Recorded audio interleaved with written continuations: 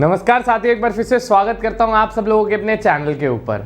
देखिए, recently NDA 2020 examination तो conduct हो चुका है। अब बारी है हमारे नेक्स्ट टारगेट की, या उन बच्चों के लिए एक बहुत अच्छी अपॉर्चुनिटी है जो एनडीए 2020 एग्जामिनेशन में अपना लोहा प्रूव नहीं कर पाए। तो एक और मौका है उनके पास, दैट इज एनडीए 2021 का पहले वाला एग्जामिनेशन, जो कि आपका 18 अप्रैल को होने वाला है। ठीक है जी। तो बहुत सारे बच्चे पूछे, सर पढ़ाई कैसे करें, क्या क्या पढ़ना है, क्या नहीं पढ़ना है, कैसे पढ़ना है, ये प्लीज बताइए।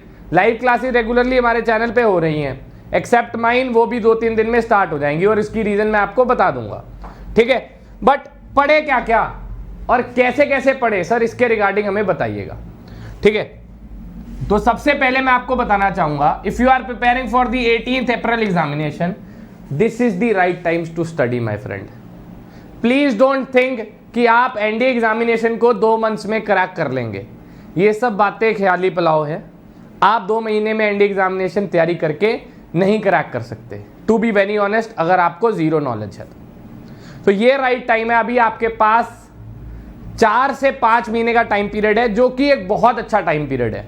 कोविड के टाइम में स्कूल कॉलेजेस सब आपके बंद है, घर पे बैठ के आप सुकून से हमारे साथ अनअकैडमी प्लेटफॉर्म के ऊपर पढ़ाई कर सकते हैं, चाहे वो प्लस के थ्रू हो, चाहे स्पेशल क्लासेस हो, चाहे हमारे यूट्यूब चैनल। दूसरी बात आती है मेन, सर क्लासेस तो हर बच्चा रेगुलरली लगा रहा है, ऑनलाइन बहुत सारी क्लासेस हैं, आप डिफरेंट टीचर्स से पढ़ते हैं, डिफरेंट कंटेंट पढ़ते हैं, तो फिर एक दिमाग में सवाल तो आता होगा ना, सर पढ़ाई तो कर रहे हैं पर पेपर क्यों नहीं निकल रहा। उसका रीजन ये है कि आप एग्जाम ओरिएंटेड स्टडी नहीं कर रहे हैं, कुछ भी पढ़ रहे हैं जो कि एग्जाम पैटर्न से भी अलग अलग चीजें हैं, वो भी बच्चे पढ़ रहे हैं। तो एक सबसे बड़ी मिस्टेक वो है। दूसरी मिस्टेक सबसे बड़ी which I have observed is lack of self practice. मतलब फॉर एग्जांपल, अगर मैं यहाँ पे 5:30 बजे क्लास ले रहा हूं, तो 1 घंटे की मैंने क्लास ली, बच्चे ने सिर्फ 1 घंटा ही पढ़ाई की मेरे साथ। देखो, हम एक टीचर हैं, हमें कंसेप्ट पढ़ाना है, हमें हर बच्चे को देखना है, हर एक बच्चे का अपना एक कैलिबर अलग है। कोई 1 घंटे के अंदर 30 सवाल करता है, कोई 1 घंटे के अंदर 10 सवाल करता है, कोई 1 घंटे के अंदर 40 से 50 सवाल भी कर लेता है। ठीक है ना। तो अगर आपकी कैपेबिलिटी हमारी कैपेबिलिटीज से ज्यादा है कि हम आपको टीच करें, बिकॉज हमारे पास क्या होता है, एक बाउंडेशन है कि हर बच्चे को क्लियरली समझाना है। अगर हम लोग एक सवाल को कर रहे हैं तो अगर बच्चे रिपीट बोलेंगे, मैं चाहे आपको समझ में भी आ भी गया, फिर भी आप मुझे देख रहे हो, बार बार वही चीज रिपीटेडली देख रहे हो, उससे क्या हो रहा है, you are wasting your time. ठीक है, इससे क्या बेनिफिट, आपको कुछ बेनिफिट तो नहीं हो रहा बल्कि लॉस हो रहा है। तो इससे बेटर क्या है, आप कंसेप्ट हमारे से सीखिए, सवाल हमारे साथ करिए, बट साथ में घर पे बैठ के भी आप प्रैक्टिस करिए। जब तक आपकी कलम कॉपी में नहीं चलेगी, पेपर क्रैक नहीं होने वाला है। ठीक है जी। तीसरी और मोस्ट इंपॉर्टेंट चीज वो है कि हम लोग जो इररेलेवेंट चीजें हैं उनको ज्यादा वेटेज देते हैं, बल्कि जो हमारा रेलेवेंट स्टफ है, जैसे इस बार भी अगर आपने ऑब्जर्व किया हो, मैथमेटिक्स के अंदर ट्रिग्नोमेट्री का पोर्शन सबसे ज्यादा है। मतलब 15 से 20 सवाल इकलौता यही चैप्टर ले लेता है। मैं बात करूं प्रोबेबिलिटी की, तो 15 सवाल, 10 से 15 सवाल तो प्रोबेबिलिटी ले लेता है। ठीक है जी। बात करूं 3D एंड कोऑर्डिनेट ज्योमेट्री की, तो ये दोनों मिलाकर 10 सवाल खींच देते हैं। बात करूं लिमिट्स एंड कंटिन्यूटी की, ये 8 से 10 सवाल खींच देते हैं। सेट थ्योरी की बात करूं, 7 से 8 सवाल सेट थ्योरी, रिलेशन फंक्शन खींच देता है। फंक्शंस की बात करूं, इकलौता ऐसा चैप्टर है 6 सवाल अकेला खा जाता है, जबकि उसके अंदर टॉपिक बहुत छोटे, बहुत इजीली आप फंक्शन को कवर कर सकते हो।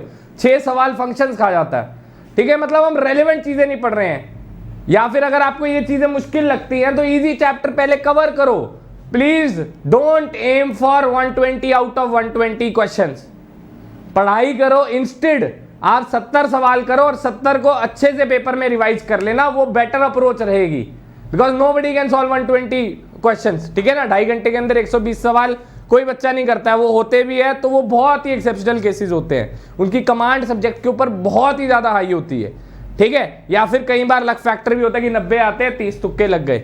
ठीक है, वो वाला केस हो जाता है। बट आपको यू वेरी वेल नो कि 120 सवाल करना 2.5 घंटे के अंदर वो बहुत बड़ा एक चैलेंज है। जब तक आपके मतलब कैलकुलेशन भी बहुत फास्ट है, कंसेप्ट भी बहुत अच्छे हैं, तभी आप कर पाओगे। और पेपर में सवालों को छोड़ना भी आना चाहिए। उसके लिए हम लोग क्या करेंगे, जितने ज्यादा मॉक टेस्ट हो सकते हैं, जितने ज्यादा मॉक्स हो सकते हैं, please give मॉक्स, please please. I don't know why बच्चे मॉक टेस्ट देने में विश्वास क्यों नहीं रखते।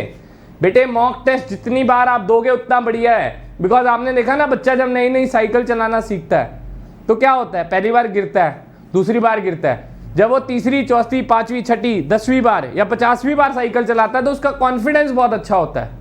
ठीक है, यही हमारे एग्जामिनेशन के लिए भी है कि अगर हम लोग पहली बार मॉक टेस्ट देंगे, सेम सिनेरियो बनाओ, उसी हिसाब से आप पेपर को एनालाइज करो, वही टाइमिंग रखो, वही 2.5 घंटे का टाइम रखो, ठीक है ना, वही दोपहर को जीएटी करो। तो इससे क्या होगा कि जिस माइंडसेट के साथ आप बैठ रहे हो ना, उसी माइंडसेट की आदत आपको पड़ जाएगी एग्जामिनेशन में, और वो आपको बहुत ज्यादा फ्रूटफुल रहेगी। ओके, तो ये सब स्ट्रैटेजीज अभी हमारे पास टाइम है, आप बहुत अच्छे से कर रहे हो। ठीक है, रही बात जीएटी की, जनरल एबिलिटी टेस्ट की, मैथ्स में तो आपको पता है कंसेप्ट है और सेल्फ प्रैक्टिस है। बुक्स बहुत सारी है दोस्त, जितनी मर्जी कर ले उतनी कम है, बट प्लीज सेल्फ प्रैक्टिस जरूर करें। क्लासेस पे सिर्फ और सिर्फ क्लासेस पे डिपेंड बिल्कुल भी मत होना, अपनी कलम भी चलाओ, तभी बेनिफिट होगा। नहीं तो टीचर की प्रैक्टिस हो रही है, आप क्या कर रहे हो, अब तो बस हमारा उतार रहे हो। ठीक है ना। रही बात जीएटी की, बच्चे अगर आप मतलब जीएटी पढ़ना पसंद नहीं करते हो, आप इंग्लिश अच्छे से कर लो। धीरज शर्मा सर क्लासेस ले रहे हैं, प्लीज इंग्लिश अच्छे से कर लो। एटलीस्ट टारगेट फॉर 40 क्वेश्चन, 50 में 40 सवाल इंग्लिश में टारगेट करो। साइंस आपको मैं बता दूं, अगर आप दिशा पब्लिकेशन की जनरल स्टडीज साइंस कर लेंगे ना, जनरल साइंस किताब आती है, ठीक है जी, वो आप कर लेंगे तो बहुत बेनिफिट आपको मिलेगा। ठीक है जी, या फिर अगर आप पाथ फाइंडर से भी कर लोगे ना यार, साइंस का तो पोर्शन ही कुछ नहीं है, तो भी आपके लिए बहुत बढ़िया है। ठीक है, उसके बाद बात करूं हमारा मेन सोशल स्टडीज की, oblique current affairs, oblique static GK. इसके लिए आपने क्या करना है, आदित्य आर्य ऑल इंडिया रैंक 1 ने भी यही चीज बताई थी बच्चे कि सब कुछ मत पढ़ो, आप एक काम करो, 14,000 MCQ की बुक आती है जनरल स्टडीज की ना, उससे जितने भी यूपी, उसमें ना टॉपिक वाइज क्वेश्चन है MCQ की, I have seen that book, उसमें टॉपिक वाइज क्वेश्चन है और साथ में हर एक एग्जामिनेशन में जो आए हुए सवाल हैं वो दिए हुए हैं। तो इससे क्या है, आप जितने भी यूपीएससी और एसएससी के, ठीक है, स्टाफ सिलेक्शन कमीशन और जितने भी यूपीएससी के एग्जामिनेशन है, उसमें जितने हिस्ट्री, पॉलिटी, ज्योग्राफी के जितने भी आए हुए सवाल है ना, वो सारे आप याद कर लो, बेटर है।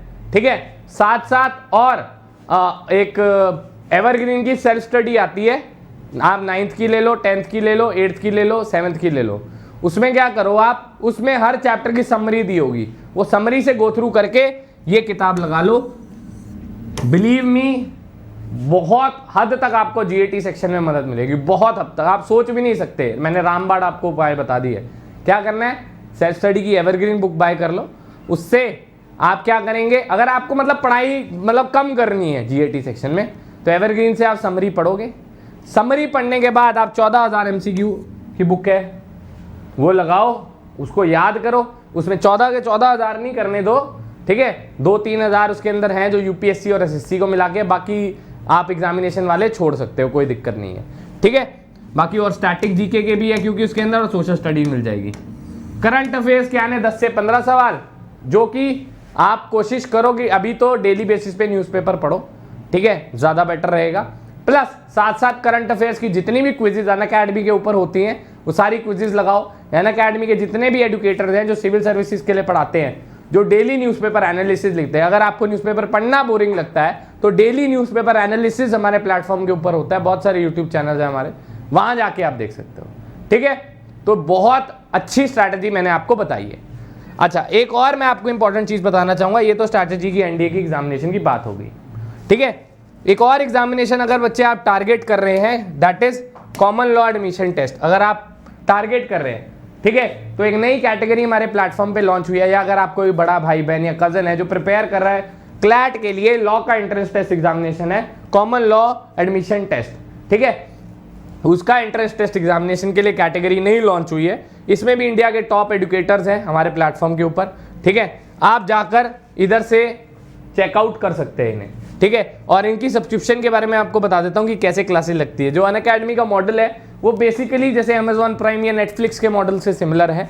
हमारी कैटेगरी में मतलब एडटेक इंडस्ट्री में तो किसी ने ऐसा नहीं किया जैसा हम लोग कर रहे हैं subscription made model, we are the first one, ठीक है। तो आप 3 मंथ्स वाले पे या 4 मंथ्स या 6 मंथ्स उसके हिसाब से अपनी पॉकेट जितना अलाउ करती है उसके हिसाब से आप सब्सक्रिप्शन ले सकते हैं। इसमें होता क्या है, आप इनरोल करते हैं सपोज एक सब्सक्रिप्शन मॉडल में, उसमें उतने मंथ तक जितने भी एडुकेटर जो से कोर्सेज लेके आ रहे हैं उसमें आप फ्री ऑफ कॉस्ट इनरोल कर पाएंगे सिर्फ एक सब्सक्रिप्शन कॉस्ट के अंदर। फॉर एग्जांपल अगर आप 1 मंथ की फीस देखें 5000 है और इससे 3 मंथ्स की देखेंगे तो 12500 है, जो 4100 की पड़ेगी। और आपको डिस्काउंट मिल जाएगा अगर आप टीम अर्पित का रेफरल कोड यूज करेंगे तो, ठीक है। You will get instant 10% discount as well, ठीक है जी। 10% का डिस्काउंट भी आपको मिल गया। तो ये हमारी तरफ से आपको बोनस भी है। अगर आपका कोई भाई बहन बड़ा सिबलिंग या फिर आपका कोई बैकअप प्लान है अगर लॉ करने का तो this is the thing, okay. तो उम्मीद करता हूं बच्चे आप ये स्ट्रैटेजीज और मेरी बातें को गौर देंगे और समझने की कोशिश करेंगे कितना ज़्यादा इंपॉर्टेंट टाइम पीरियड हर एक एनडीए एस्पिरेंट के लिए है। तो उम्मीद करता हूं आज की वीडियो आपको पसंद आई होगी। अगर पसंद आई है तो प्लीज़ इसको अपने ग्रुप्स में ज़रूर शेयर करो, टेलीग्राम चैनल पे ज़रूर शेयर करो, या टेलीग्राम या व्हाट्सएप जो आपके बने हुए हैं मेंबर्स जिसके अंदर काफ़ी ज़्यादा हैं उसके अंदर शेयर करो, ठीक है, सो दैट ज़्यादा से ज़्यादा एनडीए एस्पिरेंट्स की मदद हो सके। आपसे मिलेंगे नेक्स्ट सेशन में, तब तक के लिए जय हिंद।